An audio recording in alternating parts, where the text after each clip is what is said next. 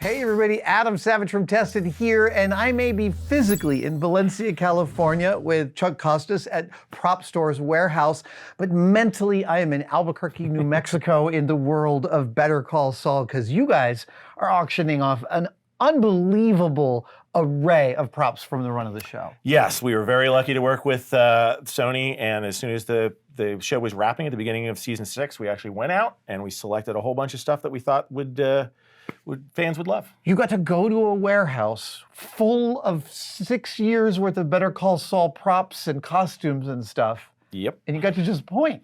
We got to point and say, can I have that? Can I have that? Can I have that?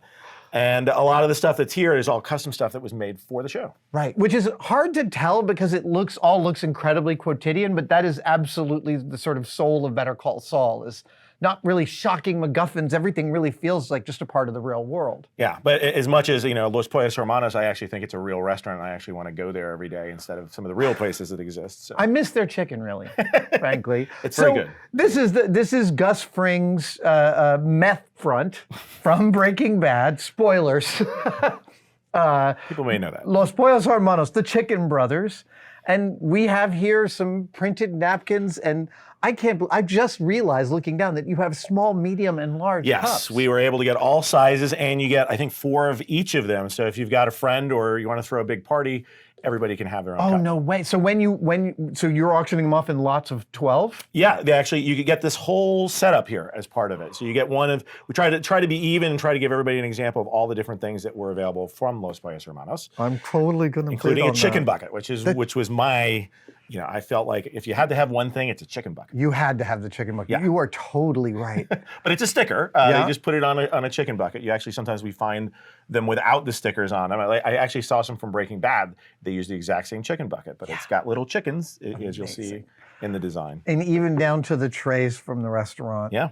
And the stationery, oh my gosh. Yes, and if you remember, Mike actually writes the 8 in there in one of the episodes as well, which was sort of on one of these Los Pollos Hermanos stationery sets. And all of this was custom done by production for the production. This is the world building. That is, and you can go out and buy, obviously they've done many reproductions, but these are ones that were actually used on set. It occurs to me that now that I look at the Chicken Brothers, the Pollos Hermanos here, I find myself wondering which one's Gus. And I have to say, I think it's the more sartorially refined one on the right. Well, I don't know. They both look pretty happy to me. They both look incredibly happy. Yes. And Gus does not necessarily. He has a very straight face there, but they're happy chickens. I'm sure there have been discussions about this. I'm going to go with the striped pants as the Gus Fring chicken brother. Moving over here, we have some more world building. This is the famous tequila. Yes, so the story behind this was actually introduced in Breaking Bad, but it sort of was an evolution. They actually introduced the box, was the very first thing that they anchored to, was what does this come in? It was a box of tequila. And then they actually showed in Breaking Bad the blue bottle. Mm-hmm. But at that point in time in Breaking Bad, it wasn't named. And so when they got to Better Call Saul, they actually wanted to name it Zafiro. And so the prop makers had to design this Zafiro bottle, but there was already sort of a precedence that was set. Now the blue bottle was a nod to the fact that there was blue meth in Breaking Bad. So they wanted to build off of that and keep that. But since this was a custom blown glass, they actually had to sort of figure out how to actually construct this. So they actually started with a 3D prototype there. So this is the first 3D printed master of the bottle. And I think they did a few different designs that they wanted of what they wanted it to look like, but obviously it looks pretty fake, if you just were to sort of 3D print it. So what they did is they gave this, they actually created ceramic casts for this and actually gave it to a glass maker to make it. And so he's blowing into a mold to create this. Yes, they're all custom. And you'll notice even between those two bottles, they're very different. Huge difference. Yeah, it's difficult work to do. Yeah, and what they said is frankly, they all didn't come out right. And so they said out of like 15 casts that they made, there only like 2 of them came out correct. Wow. And you can see on this one here too, it's just the raising of the Zafiro isn't quite what you necessarily want it to be. It didn't come out quite right.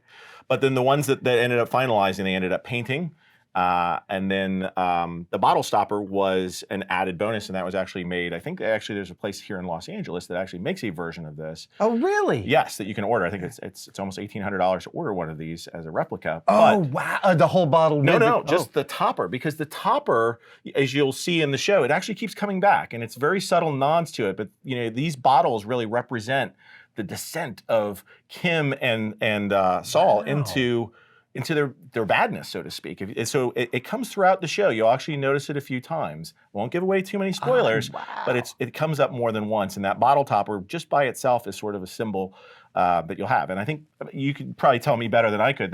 They said the ones that they make now are actually made out of copper, but I believe this one's 3D printed. This one definitely feels made of resin of some kind. Yeah. Yeah. And painted on top of that. But. Yeah. Oh, yeah. It is actually 3D printed. I can see some of the artifacts of the 3D printing in there. Yeah. So, but custom designed again for the show as a bottle topper and as the bottle. We didn't get the unfortunately the box that went with it. I guess they still only had the one that they had from Breaking Bad that they kept reusing on Better Call Saul. I love the difficulty they clearly had getting nice hero bottles in a small run. Yeah. It's definitely one of the most difficult aspects of being a prop master, I believe, is people not realizing just how hard it is to make a bottle with a raised logo on it if that's what your goal is, right? Like they go to a glass blower and they do 15 iterations and they get a couple that are good enough. I've totally had situations like that, but I think it's interesting for people to see how that kind of progression happens. Yeah, and so we have all these different prototypes in the auction that you can buy, either the final ones or the prototypes. I think it's just interesting to see this evolution of something that started in Breaking Bad that made it all the way through Better Call Saul. That is awesome. Okay, I don't know anything about this thing. Yeah, so again, Can we talk no about it without spoilers, but I'm spoilers? going to try to do this no spoiler. I mean, it's a slide rule. That's what I can tell. Yeah, and I think, for those that haven't seen it, this is a season 6 prop, and it ends up, I won't give too much about what the significance is of it, but what they actually show in the opening sequence of one of the episodes is how they actually make this, which I think is actually very interesting. This is the final version of the award that is given to somebody, but it actually goes through. They pour down a bit of resin, they lay the thing on top of it, they pour a second bit of resin, they let that cure, they pour a third bit. You can already guess what that sequence might look like there. So maybe there was a little bit of a spoiler there, but I think it's cool because we have different iterations of that in the auction where you can actually sort of see the progression as they show it on screen as well of making of a key prop that is in the show. And this is, again, from a prop master standpoint, can often be one of the most difficult things to replicate because awards are usually super, super clean. And if it's not clean, it's really gonna show. So you have a high bar set against your task there. Yeah. Clearly, 2 potentially dead people? No, and actually you'll notice if you actually look, there's some paws on there. So I don't think it's a person, but it's Rusty, who I believe was Man's best friend in this case.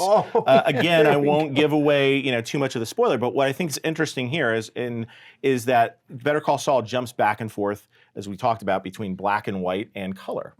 And what is interesting as we were trying to decipher, okay, why is there a red one, why is there a blue one? Yeah. What we figured out is this was actually shot in black and white. And I think they were trying to figure out on how screen to differentiate. Well, which actually showed up better, right? Right. Oh, yeah. Yeah, if you're shooting black and white, which shows better? Is it red or blue? I don't know if you've shot in black and white or. Yeah, red's going to show up much darker, actually. Red, they're going to look pretty similar in black and white, from what I understand. Red's going to show up way dark. Yeah. So I assume that as they were creating it, they were sort of experimenting and seeing which one was going to be the final one that they did. And then we've got Palm Coast sprinkles. Yeah, sprinklers. There we won't, again, nothing there. But again, because it was being shot in black and white, they just designed it in black and white, which I thought was also interesting. Yeah, so they just removed color altogether just to eliminate some of the variability of what you're going to see on screen. That is so funny. One of the great prop collections in the world is owned by Bob Burns, an amazing human being, and he's got some early serial superhero costumes from the black and white era that are themselves in black and white. Right, like the Superman costumes. Yes, early Superman costumes are black and white, and so you don't think about it in today's world, but they actually thought about it as they were making Better Call Saul. Shall we move to the right-hand side? Because here we've got some of my favorite stuff. We've got Slip and Jim, we've got Saul's his cell phones. This is the when the ball starts rolling, when so to speak. Jimmy starts to see his future. Yeah. Right? When he learns that he can sell these and make a mint. Right. He gets his job at CC Mobile, where Yep, he sort yep. of, isn't really excited about it, but realizes he can turn this into another underworld operation that he's got there. Oh my God, it's got the Saul Goodman sticker on the back. Call Saul Goodman with the number. Oh. Yeah. I thought that was ingenious, the way they had it, both on the front and on the back. So if you're really not so smart, you just know you only have to do one thing if you use this phone. But let's talk about this for a second, because from a marketing standpoint, this is an artificial product in an artificial universe, and I actually think the marketing is genius, right? Like, this is world-class marketing, that you buy the phone, there's your lawyer's name on the front, theirs is on the back, and the arrow continues through so you know what button to press. That is like chef's kiss. Real marketing happening in a fake environment. Who knows? Maybe we'll see it in the real world one of these days soon. And so you're auctioning off, I'm seeing, but you got some of these signed, which is incredible. Yes. There was an episode of Talking Saul right before the last episode that Peter Gould and Vince Gilligan and Bob Odenkirk were on. And because a portion of the proceeds are going to charity, they were very kind to actually sign some items for us, including these lovely phones that were actual props. So we don't typically offer signed props, but here we are going to offer some fans that, and we also have some signed business cards that they donated to the cause. Now, what proceeds from this auction are going to two Albuquerque charities, is that right? Yes, and they had a great love for Albuquerque, and anything that they can do to give back, they wanted to make sure they did. So thank you to them, and hopefully some fans enjoy those. I love that you got the world's second best lawyer with what is clearly hand painted in like fingernail polish. Yes, and we actually have the fingernail polish, believe it or not, that came with the props, and we are actually offering that with one of the lots. Dude. So you'll know exactly what color you actually have to do it, but they are hand done. And if you remember, he gets a second one which says again. Right. So we have different versions of that where they start spelling out again on the bottom. But yeah, I think if you had to think about Saul Goodman, that's one of the things that you think about is that great mug. Totally is. And then finally, we've got a bunch of the world building Saul's business cards and matchbooks from his business. And we start out with James McGill. Yeah, and look how plain that is. Wow, like you actually start with James McGill, which is staid and blue. Comfortingly like ordinary. Yeah. And it's not interesting. Too loud. On the back, you can show that to people too. Need a will, call McGill. Yeah. So he started out like as a simple lawyer, just doing wills, and then he evolved into the flashy lawyer that became Saul Goodman. Now, what happens if I dial this phone number? Do you guys have a machine? We do not personally, but I actually had the same thought. Throughout this, you're going to see different phone numbers. There's not only one phone number, but when you dial those, they actually have Saul Goodman or Jimmy McGill pick up, and you get to hear something custom. So play around with the auction, look at the phone numbers, call those. Sony, I assume that was folks over at Sony and their marketing department or ANC. Geniuses. Yes. Amazing. So proceeds from this Better Call Saul auction go to charity. We have several other videos covering a lot of the costumes and props you can see behind us. Links are in the description below. Chuck, thank you so much, man. This was awesome. Hey, it was great. All right. See you guys next time.